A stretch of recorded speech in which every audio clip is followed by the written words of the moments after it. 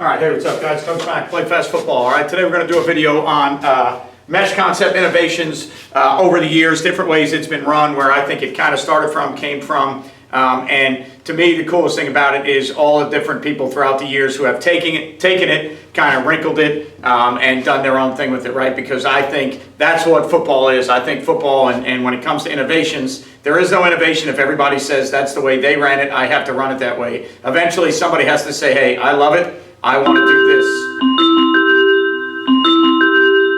live back in the classroom. All right, remember to check out our partners, GameStrat, Sideline Replay Company. I've used them for the last 6 or 7 years, last two schools that I've been at. It is highly affordable, highly reliable, great customer service, never have an issue with their software. Any issues you have, they are on the phone with you right away. Somebody always answers. Make sure you check out GameStrat. Dome Hats, which is the headwear company we use. Play Fast Football, every high school I've ever been at. Had a relationship with these guys for 16 years, 2 former players at University of Florida. They've coached before. They know exactly what it's like to be in the coaching business, so they take care of coaches. Stock hats suck. Baker Sporting Goods, company that we use for our sideline gear. All right, our uniforms are distributed from them. If we build a fan store, it's through Baker Sports. Our coaches gear, a lot of the stuff from other videos I'm wearing is from Baker Sports.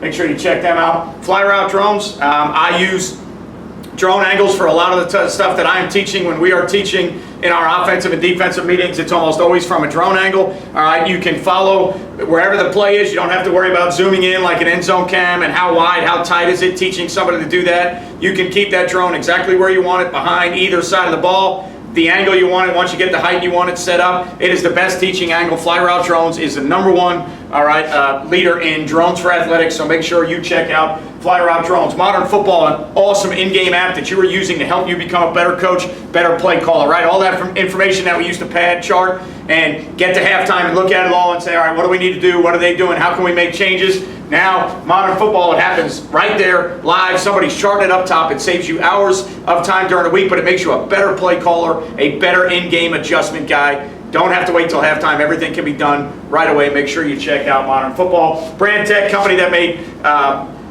custom sneakers for me. I have Play Fast sneakers, sublimated pullovers, 3/4 zips. They have sports drinks. They sell mouth guards. They have locker room disinfectants that you can use in your weight room, your locker room, to help with staph infection, that deodorizes and cleanses and takes care of, all right, your facility. So make sure you check out Brandtek. DifferenceUSA, the ultimate striking machine. Get thousands of reps without needing a partner. If you want to strike violently, you have to practice striking violently. They go right in your current weight room, right to your rack, set them up, don't need a partner. Just get after it and start striking violently with DifferenceUSA, right? Thanks to all those guys. I know a lot of you, if you don't like advertisements, scrub through YouTube. You can do whatever you want. Without them, there is no Play Fast, so thank you to all of them. Okay, so, all right, talking about mesh concept innovations, and you're going to ask, well, Coach, why do you have that play drawn up? The first thing I can think back to as a player, okay, 1991, freshman year of college, I am playing split end. So for those of you who go back to original days of football, the split end was away from the strength, the flanker went to the strength, right? So I was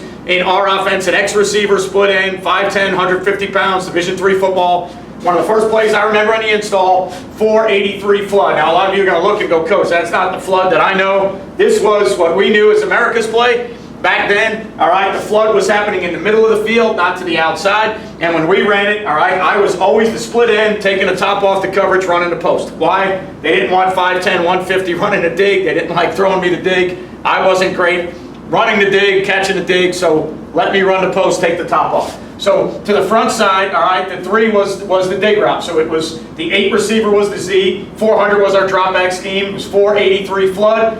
But in my simplest memory, all right, and shout out to Coach Ricca, my head coach, for taking me on at 5'10", 150, my position coach Joe Delgaze, who confirmed to me this morning that this is the way we used to run it. I simply remember over and over again, we would have the crossers coming from the backfield and the tight end, right? We were creating that crossing action from the tight end and the check, one of the check down backs, the front side guy went to the shoot, all right, so I sent a text to my buddy Joe Delgaze on Long Island, who's still coaching football. I said, hey, remember when we used to run 483 flood America? You always taught it to me as America's concept, right? How did we do it? Wasn't it dig, post? And he confirmed to me this is the way we used to do it, because I remember us getting a fullback and a tight end crossing action and completing a lot of those balls. So reason I have that drawn up is, as a player, I never knew what mesh was. I never knew the term mesh, never heard it. We never ran anything. In my days, my last game was in November of 1995. I don't remember ever hearing the word mesh, right? So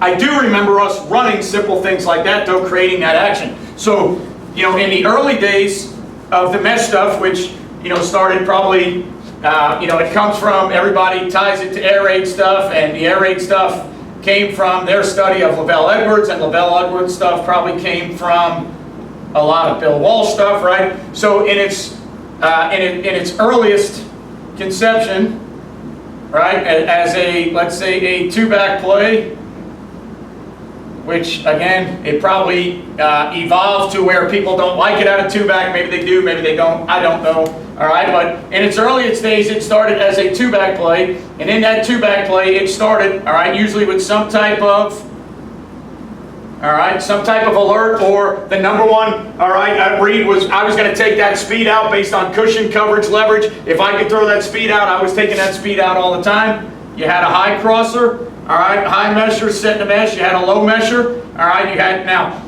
I've seen it done both ways, but you could have had a push back to the flat, check down, back to the flat, but in general you had, all right, the outcut, the corner, whatever you wanted to the front side, that was your first choice, all right, and then from there, the progression, again, to me with passing concepts, I think what's so interesting is how guys get their quarterbacks to progress through what they want.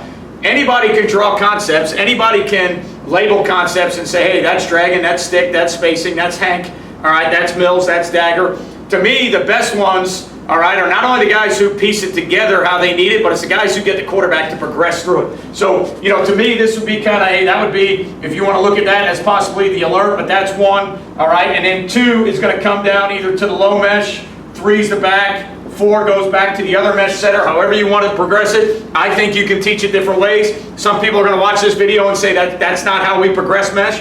God bless you, that's what makes football so beautiful, right? So it started out kind of two back, all right, and it went that way. Okay, and then it got into more of the 2x2 world.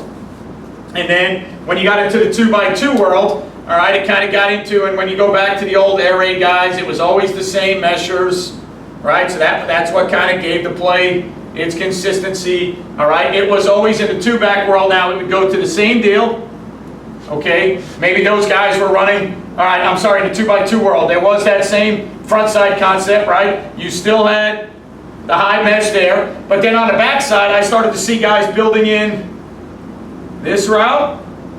I saw this route, and then I even saw guys building in wheel concepts, probably to handle man-to-man. You still got the low mesh coming from there. You still got the back out, all right, front side there, right? So in theory, as the play kind of evolved and the innovations occurred in 2x2, you got to a point where you still had, there's your read, there's your read, there's your read, right? Four can come back here, and then this over here based on matchup coverage, whatever. This might have been our game plan deal, our alert, whatever we wanted, man-to-man, something that we can beat it on the backside.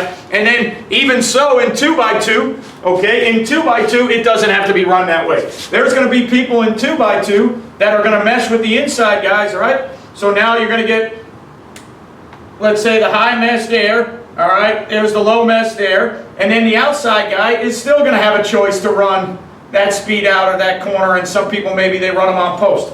Right, so the beauty of the innovation of it is it's the mesh concept on the inside built around everything else you want to build it around.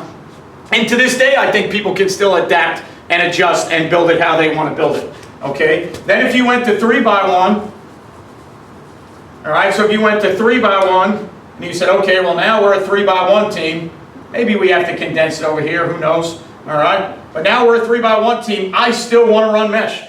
I still want the ability to run mesh, okay? So if we condense the splits, let's still go ahead and run that or possibly that, okay? Let's take the inside guy, and now I've seen teams that run that. I've seen teams that run that, and I've seen teams that run over the ball, all right? Sorry, that should probably be deeper. The OTB, big spot. We're still going to get the high mesh, we're still going to get the low mesh, and we're still going to get the back to the flat.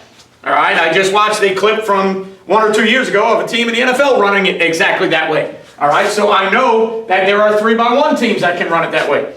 Right, so then, you know, the innovation or the next progression was, hey, in 3x1, we want to run mesh, let's run it this way. And then there are people who changed how they wanted to run it to 3x1, and that'll be one of the last ones I get it to, right? But again, it got from 2-back to 2x2 to 3x1, all right? It still probably stayed for most of these people, hey, we're going to read this, there's our one, take it if they give it to you, right? Let's go back down to the low mesh, let's go to the back, and then let's go to the OTB route on the ball, right? And again, I would say that anybody and everybody who teaches it, your progressions are probably different. Everybody would say, maybe you got to progress this way. Maybe you got to teach the quarterback to go from 1 to 2 to 3. That's fine. It doesn't have to be that way. There is no rule. People are going to tell you what's the best way. The best way is whoever's winning games and whatever's hot out now, right? So the hotness is always going to be who's doing good stuff right now. And then when that team doesn't win, the hotness is no longer there. So let's see how somebody else reads it. Let's see what somebody else does, right? So then you get to the 3x1 version, which I like because if we are going to be a 2x2, 3x1, 2-back team, I want this play to be carried out of every formation because I want to know that the plays that I'm working on, I'm not just setting up to be one formation, one situation. I'm getting carryover. Otherwise, I may not invest a lot of time in mesh if I feel like it's only good, all right, out of one formation. Okay, then the next innovation came when you started getting like mesh rail, right? And let's add some more obstructions in there, right? So let's get to the point where we're going to run the mesh rail stuff now. So now on top of, all right, the high over, now we're going to bring in over the ball sit because we're actually going to rail the back there, right? And then we're still going to bring, however you want to do it, whichever guy it is. If it's the outside guy, then let's still do this, or maybe this, and then let's bring the low mesh from there with that outside guy. Right? So now we're getting 2 obstructions for the back. We're getting the high part of the mesh with the OTB, with the rail, right? And we're getting everything we want to get the traffic now is going to go, that's going to be the first read. Then we can probably go back to the low mesh. Then we can go to OTB, right? And then this, again, if you're doing it out of 2x2, right, this could certainly 100% be the alert, something you're looking at, man coverage. You probably like the back in man coverage also, but maybe this is your dude right here. And they give me a certain coverage. I could also certainly run the wheel concept, right? So within the mesh itself, the one thing that hasn't changed is we are meshing 2 of our receivers, and we've got a high and a low, and usually the high guy is setting it for the low guy. The low guy is the guy you would really love to get the ball to. The high guy gets the ball in very limited scenarios, depending on how you teach it, but even that is taught different. Okay, even that is taught different, but the high guy is usually the one responsible for setting, and it's the low guy that's going to work his way open. Again, when you do a video like this, I realize that I'm probably going to get a bunch of comments and a bunch of things. I have never been an air raid guy.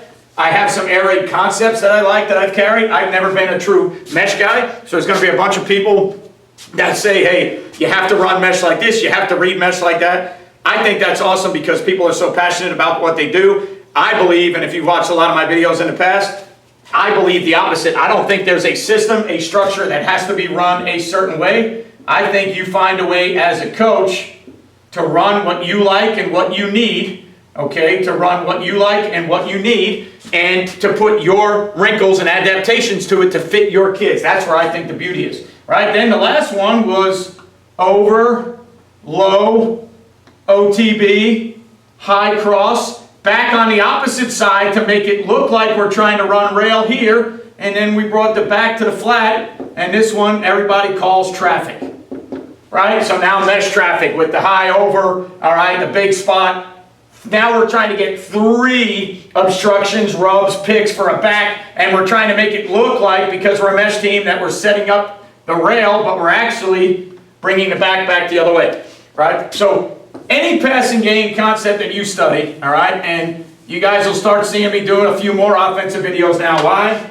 All right, I'm going to be taking a job back on the offensive side of the ball. As a head coach, I've called offensive plays. I've been a defensive coordinator the last 3 years, right? So obviously I have to get back and start looking at things again, right? And one of the things that I lose as a coach is when I get to one side of the ball, I lose, you know, the ability to study what everybody else is studying. As a head coach, all right, I had to learn both sides of the ball. I couldn't dive in full go in 1999 on offense or defense. I had to take what I already knew on offense and what I liked. I had to completely learn how I wanted to play defense and how people play defense. And then each year I had to learn a little bit of offense, defense, special teams. I could never dive fully into. So a lot of my theories on each side of the ball may not be as involved as a lot of other people's because I've never been on one side of the ball. I've always bounced back and forth. Well, now I'm back on the offensive side of the ball, starting to look at passing concepts, things I like, things I don't like, things I would do, things I would try and do. All right, and mesh is always an interesting study. I know it's a buzzword. I know it gets people going.